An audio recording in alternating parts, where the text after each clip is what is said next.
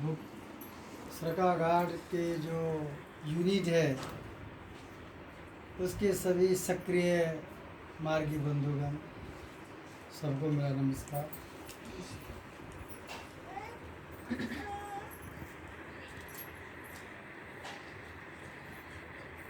स्वाध्याय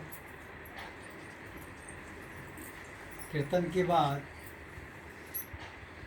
स्वाध्याय होना चाहिए और स्वाध्याय के माध्यम से बाबा हम लोगों को क्या कहना चाह रहे हैं।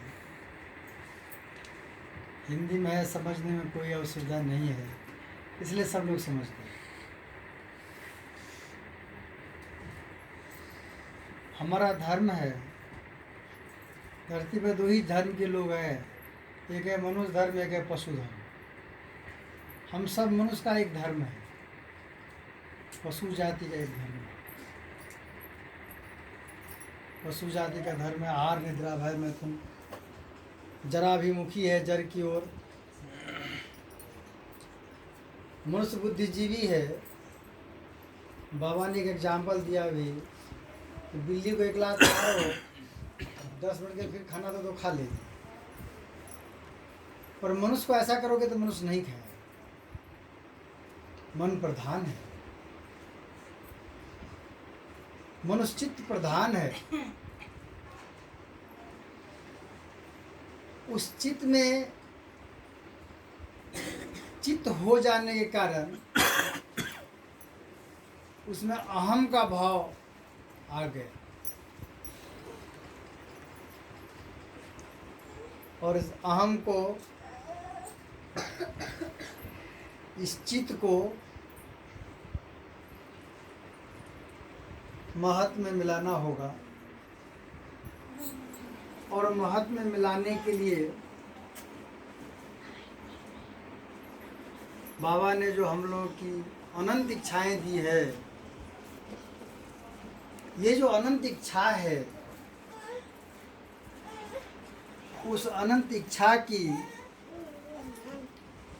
प्राप्ति कैसे होगा, वही हमारा धर्म है। ये जो अनंत की चाह है,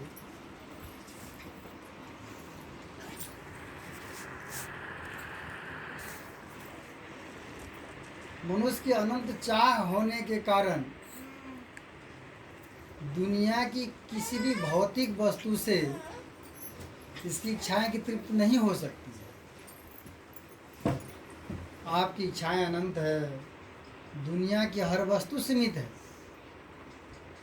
और क्या सीमित वस्तु से हमारी अनंत इच्छाएं पूर्ति नहीं हो सकती।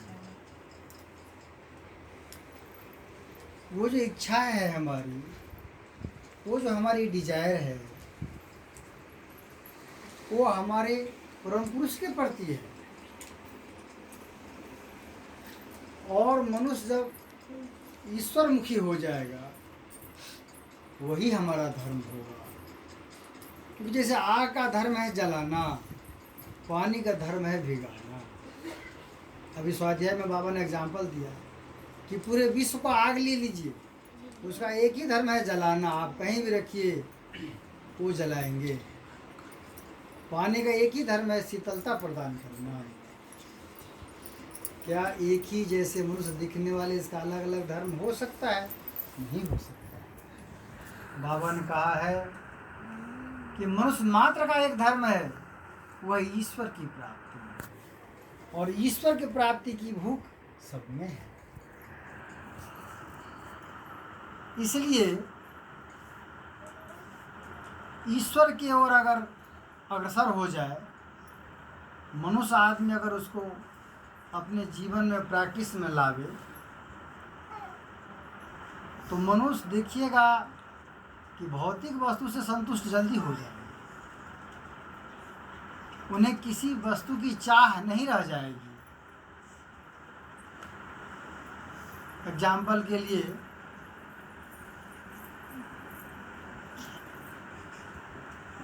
जो अध्यात्मविद व्यक्ति है, जैसे माउंट एवरेस्ट पे लोग चढ़ने के जब जाते हैं तो बहुत चीज़ लेके जाते हैं। इधर से कैमरा भी है, बहुत खाना है, ठंड से बचने के लिए बहुत तरह के स्लीपिंग बैग है। जब वो चढ़ते चढ़ते थकते जाता है तो उसमें से वो स्क्रूटनी करता है कि किस वस्तु को छोड़ा जा सकता है, वो छोड़ देता है। क्योंकि आगे जाते जाते उसके पास जितना अपने लक्ष्य के करीब जाता है तो उसके वस्तुओं के प्रति मोह कम होते जाता है और वस्तु को छोड़ना उसकी मजबूरी है, वो नहीं ले जा सकता, चाह करके भी नहीं ले जा सकता।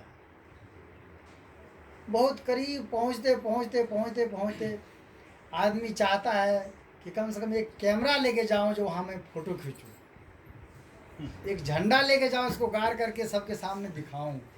बाकी हर चीज़ छूट जाता है। जब वो यात्रा प्रारंभ किया था कितने सारे सामान थे, अपने लक्ष्य पर पहुंचा तो मात्र एक कैमरा और फ्लैग रह गया। उसी तरह से हमारे आध्यात्मिक जीवन का सफ़र है।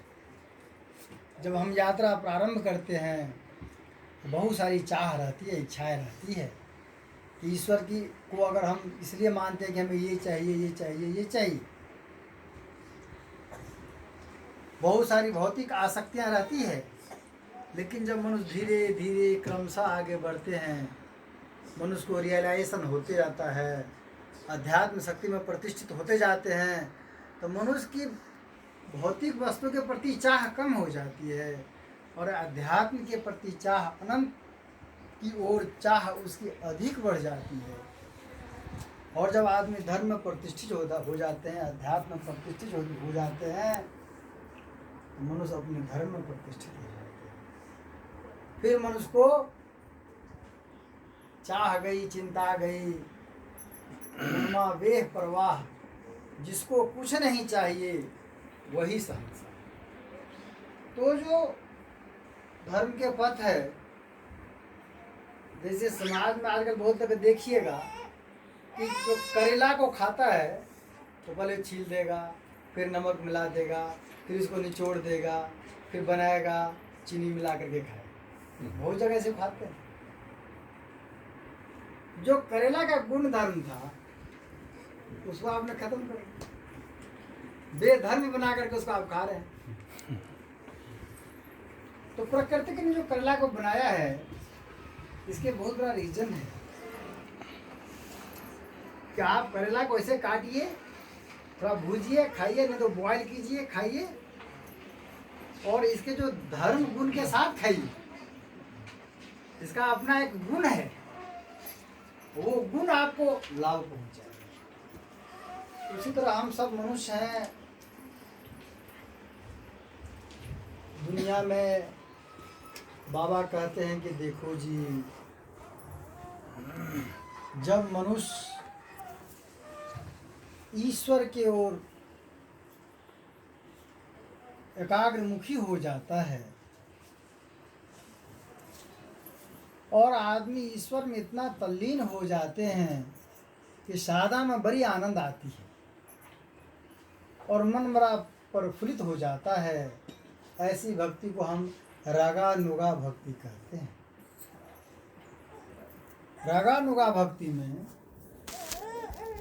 मनुष्य आनंद का महसूस करता है और साथ में परमपिता भी आनंद का महसूस करता है कि देखो एक मेरा बेटा है, बहुत संस्कारी है, सतपथ के मार्ग पर चल करके खुद भी खुश रहता है और हमें भी आनंद मिलता है। किसी भी पिता का अगर पुत्र सदकर्मों में लग जाए तो पिता को खुशी मिलती है। उसी तरह जो हमारे परम पिता है, जब उनके बच्चे उनके बताए हुए मार्ग पर चलते हैं तो हमारे जो परम पिता उनको भी खुशी होती है, और जब आप अच्छे मार्ग पर चलेंगे तो आपको भी आनंद का महसूस होगा, आपको भी खुशी मिलेगी। पर बाबा ने इसे 2 कदम और आगे बढ़ करके रागानुगा के साथ एक और भक्ति दी है, रागात्मिका भक्ति। रागात्मिका भक्ति में क्या होता है कि मनुष्य कहता है कि हे परम पुरुष, मेरी सुख दुख की परवाह ना करो, मैं ऐसा क्या करूं जिससे तुम खुश हो। कई सारे इसके छोटे छोटे उदाहरण दिए गए हैं।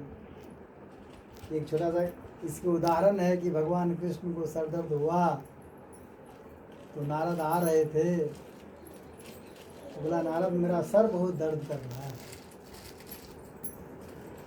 अगर कोई भक्त मेरा चरण धूलि दे दे, मैं अपने मस्तक पे लगा लूं तो मेरा सर दर्द दूर हो जाए।